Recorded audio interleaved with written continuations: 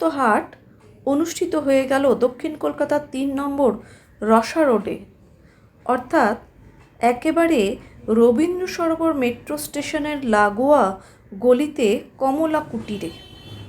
সেখানে চাষিরা বিভিন্ন জায়গা থেকে এমন সব ফসল নিয়ে এসে পসরা সাজিয়ে বসেছিল যে সেসব ফসল ফলানোর জন্য কোনোভাবেই একেবারে রাসায়নিক সার, কীটনাশক ব্যবহার করা হয়নি। সরাসরি গোবর সার বা যে কোনো ধরনের জৈব সার ব্যবহার করে এই সমস্ত ফসল ফলানো হয়েছে। শুধু ফসল বা শাকসবজি নয়, সঙ্গে ছিল বেশ কয়েক ধরনের নুডলস, চাল, যেগুলো তো কিন্তু শুধুই জৈব সারের ব্যবহার। পাশাপাশি কয়েকটি একেবারে মহিলা পুরুষদের ব্যবহারের জন্য মুখের ক্রিম ইত্যাদি, যেগুলিও কিন্তু এভাবেই কোনো রকম ফসলজাত তৈল থেকে উৎপাদিত হয়েছে, সেগুলো আনা হয়েছিল। এই হাটটি আগে প্রতি মাসেই বসতো, কিন্তু করোনার সময় থেকে সেটি সাময়িকভাবে বন্ধ হয়ে যায়। ফের এই বিষমুক্ত হাট শুরু হলো দক্ষিণ কলকাতায়। বিষমুক্ত বলা হচ্ছে এই কারণেই, কারণ রাসায়নিক ব্যবহৃত যে সমস্ত ফসল তৈরি হয় তার স্বাভাবিকভাবেই বেশ এমন কিছু রাসায়নিক পদার্থ থেকে যায় যা খেলে মানুষের শরীরে নানা ধরনের রোগ ব্যাধি বাসা বাঁধতে থাকে।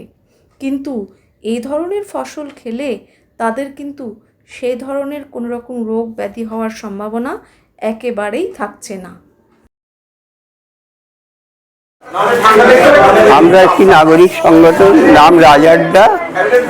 এটা কোনো এনজিও নয়, পলিটিক্যাল পার্টিও নয়, এটা আড্ডায় বিষমুক্ত হাট। এই প্রকল্পটা খুব জনপ্রিয়, এই জন্যে এটাকে নিয়ে আমরা আবার উঠে পড়ে লেগেছি জনগণের মধ্যে পৌঁছে দিতে, যে বিষমুক্ত কথাটা কেন ব্যবহার হয়, এর কী উপকারিতা, এবং সত্যি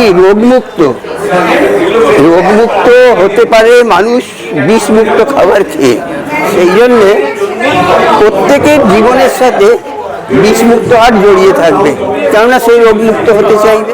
শুরু থেকে 12 সাল থেকে এই 25 সাল অবধি এক যুগ পেরিয়ে গেল, সেই জন্যে যুব জয়ন্তী উদযাপন করছি। এই বিষমুক্ত হাট কলকাতার চারিদিকে হয়, এটা প্রেরণা।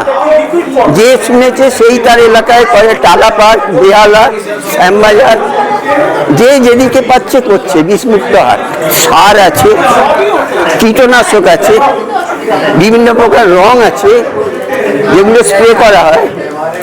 তা এইসব কেমিক্যালসগুলো, রাসায়নিক দ্রব্যগুলোই বিষ।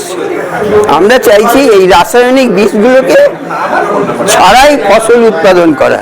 সম্পূর্ণ জৈব সারে একদম নির্বিষ সবজি তৈরি করি এবং আমরা বিভিন্ন হাটে হাটে গিয়েও বিক্রি করি।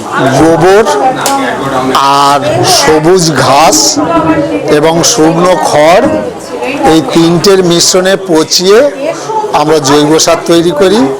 এছাড়া এই জৈব সারটাকেও আবার একটা প্রসেসের মাধ্যমে সেখানে ভার্মি দিয়ে, মানে কেঁচো ছেড়ে সেইটাকে আবার প্রসেস করে আলাদাভাবে ভার্মি কম্পোস্ট আমরা তৈরি করি।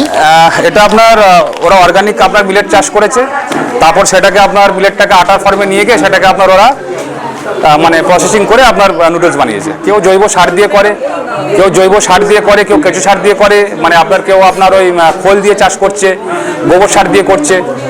যেমন আমাদের অনেক জায়গায় আপনার যেটা গোবর সার দিয়ে চাষ করার যে জায়গাগুলো আছে, সেগুলো অনেক জায়গায় আমাদের গোবর সারে চাষ হচ্ছে এখন। বিষমুক্ত হাটে সঙ্গে ছিল একটি আলোচনা চক্রেরও আয়োজন, যেখানে এলাকার মানুষজন এসেছিলেন শুনতে। তারা তাদের বিভিন্ন প্রশ্ন তুলে ধরেন এবং সেখানে উপস্থিত চিকিৎসক থেকে অন্যান্য জ্ঞানীগুণী ব্যক্তিরা তার যথাযথ উত্তর দিয়ে তাদেরকে সন্তুষ্ট করেন। অনেকদিন ধরে জিনিসটা নিয়ে ভাবছি যে আগে অসুস্থতা বলতে ইনফেকশাস ডিজিজই আমরা বুঝতাম, কিন্তু আজকের দিনে যে রোগগুলো আমাদের হচ্ছে তার বেশিরভাগই হচ্ছে যেটাকে আমরা বলি নন কমিউনিকেবল ডিজিজ।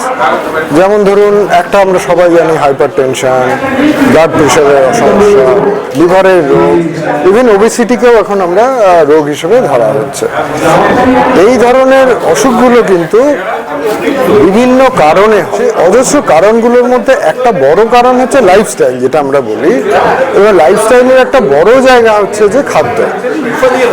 তো খাদ্যের মধ্যে বিষ এবং অ্যাডাল্টারেশন এবং অন্যান্য ভেজাল সব মিলিয়ে তার একটা প্রতিক্রিয়া শরীরের মধ্যে হচ্ছে, এবং এই ধরনের অসুখগুলো এখন সমাজে ভীষণ রকম বেড়ে গেছে। এর প্রতিকার হিসেবে এর অল্টারনেটিভ কি হতে পারে? একটা বড় জায়গা হচ্ছে বিষমুক্ত খাবারের ব্যবস্থা। এটা আছে রাগি কুকিজ। রাগি কুকিজটা তৈরি হচ্ছে বেসিক্যালি রাগি ফ্লাওয়ার থেকে। রাগি ফ্লাওয়ার, বাটার অ্যান্ড আর জ্যাগারি পাউডার প্লাস এই দিয়ে এটা তৈরি হচ্ছে। জৈবর যে জিনিসটা, যেটা হচ্ছে রাগিটা যেটা আসছে সেটা জৈব পদ্ধতিতেই এটা চাষ হচ্ছে, সেইটার ফ্লাওয়ার থেকে, সেটার আটা থেকেই এই প্রোডাক্টটা তৈরি হচ্ছে। এটা মেনলি টোটালটাই জৈব। এছাড়াও আমাদের কাছে যেটা আছে সেটা হচ্ছে মিলেটের ওপর মিলেটেড নুডলস, ভ্যারাইটিস মিলেটেড নুডলস আছে। Bureau report, gateway to news, Kolkata.